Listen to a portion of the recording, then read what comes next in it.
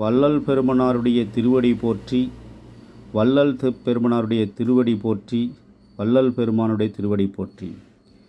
அருட்பெரும் ஜோதி, அருட்பெரும் ஜோதி, தனிப்பெருங்கருணை அருட்பெரும் ஜோதி, உலக சமாதான சத்திய ஞான நித்திய காந்த அருட்பெரும் ஜோதி. உலகெங்கும் இருக்கக்கூடிய என் அன்பு சகோதர சகோதரிகள், சான்ற பெருமக்கள், சிந்தனையாளர்கள், உங்களுடைய பெரும் தொண்டினை நான் வள்ளல் பெருமானுடைய திருவடியில் நின்று வாழ்த்துகிறேன். உங்களுடைய உடல் உழைப்பில் கிடைக்கின்ற ஜீவகாரணிய தொண்டிற்காக நீங்கள் கொடுக்கின்ற ஒவ்வொரு ரூபாயும் முறையாக சென்று சேர்ந்து கொண்டிருக்கிறது.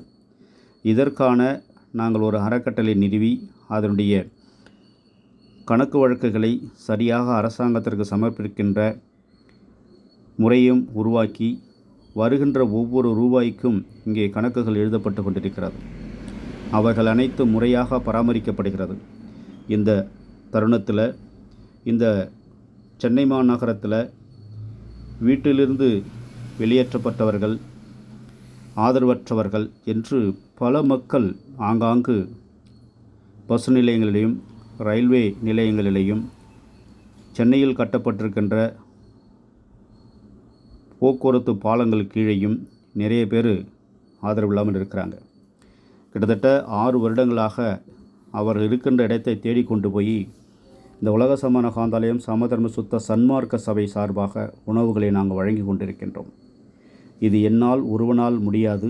பல பேருடைய உழைப்பும் பல பேருடைய நன்கொடையாலும் சிறப்பாக நடைபெற்று கொண்டிருக்கிறது.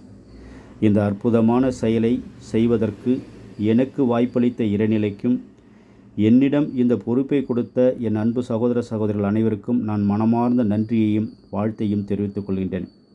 பெருமனார் சொல்வது போல, எவ்விடத்தும் எக்காலத்தும் என்னிலையும் எச்சூழலையும் இறையருளும் குருவருளும் அருட்பெரும் ஜோதியுடைய பேரொளியும் பெற்று உடல் நலத்தோடும் மனவளத்தோடும் ஆரோக்கியத்தோடும் செழிக்கின்ற செல்வத்தோடும் வளர்கின்ற தொழில் வளம் ஓங்கி வாழ்க வாழ்க, நீடூழி வாழ்க, வளமோங்கி வாழ்க, நலமோங்கி வாழ்க என்று வாழ்த்தி மகிழ்கின்றேன்.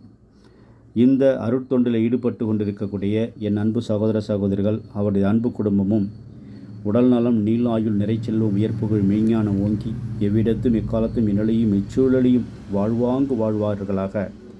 பூர்வ ஜன்ம புண்ணியம் முதல் அவருடைய சந்ததி முழுவதும் எல்லா நிலையிலும் புண்ணியம் சேர்த்து கொண்டிருப்பார்களா என்று வாழ்த்தி மகிழ்கிறேன்.